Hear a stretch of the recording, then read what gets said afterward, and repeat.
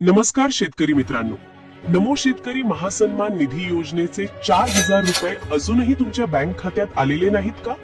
सरकारकडे तुमचे 2 हप्ते प्रलंबित आहेत आणि याच दरम्यान सोशल मीडियावर एक मोठी बातमी वाऱ्यासारखी पसरतीये की येत्या 15 ऑगस्टला शेतकऱ्यांच्या खात्यात थेट 4,000 रुपये जमा होणार आहेत. पण मित्रांनो, या बातमीत कितपत सत्यता आहे?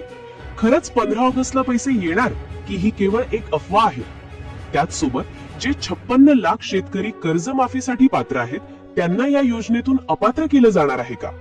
या सर्व प्रश्नांची संपूर्ण आणि अधिकृत माहिती आजच्या या व्हिडिओमध्ये आपण अगदी सोप्या भाषेत पाहणार आहोत. शेतकरी मित्रांनो, सर्वात आधी आपण हे समजून घेऊया की सध्या राज्याची परिस्थिती काय आहे. नमो शेतकरी महासन्मान निधी योजनेअंतर्गत महाराष्ट्रातील तब्बल 90 लाख शेतकरी पात्र आहेत. या योजनेनुसार केंद्र सरकारचे 6,000 रुपये आणि राज्य सरकारचे 6,000 रुपये असे मिळून वर्षाला एकूण 12,000 रुपये म्हणजेच दर महिन्याला 1,000 रुपयांप्रमाणे शेतकऱ्यांना दिले जातात. आता होतंय काय की केंद्र सरकारची पीएम किसान योजना आहे, तिचा हप्ता वेळच्या वेळी शेतकऱ्यांच्या खात्यावर जमा होतो.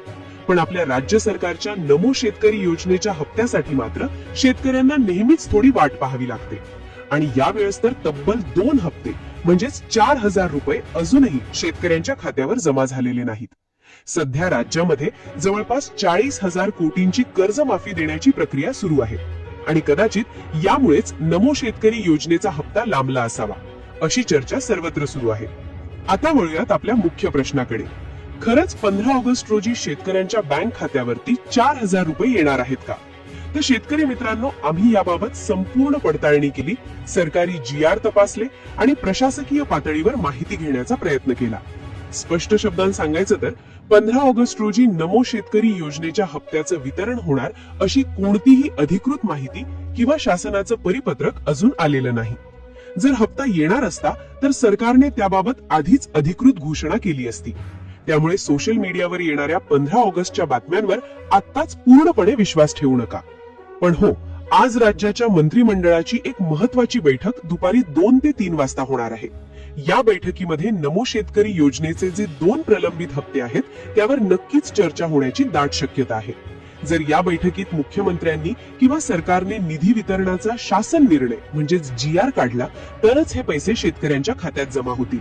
त्यामुळे आजच्या मंत्रिमंडळ बैठकीकडे सर्वच शेतकऱ्यांचे डोळे लागलेले आहेत.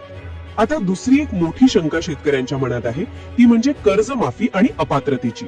मध्यंतरी अशी एक बातमी आली होती की जे 56 लाख शेतकरी कर्जमाफीसाठी पात्र आहेत त्यांना नमो शेतकरी योजनेतून अपात्र केलं जाईल. पण शेतकरी मित्रांनो, यावर अजिबात विश्वास ठेवू नका, कारण ही केवळ एक अफवा आहे. कर्जमाफी योजना पूर्णपणे वेगळी आहे आणि नमो शेतकरी योजना पूर्णपणे वेगळी आहे.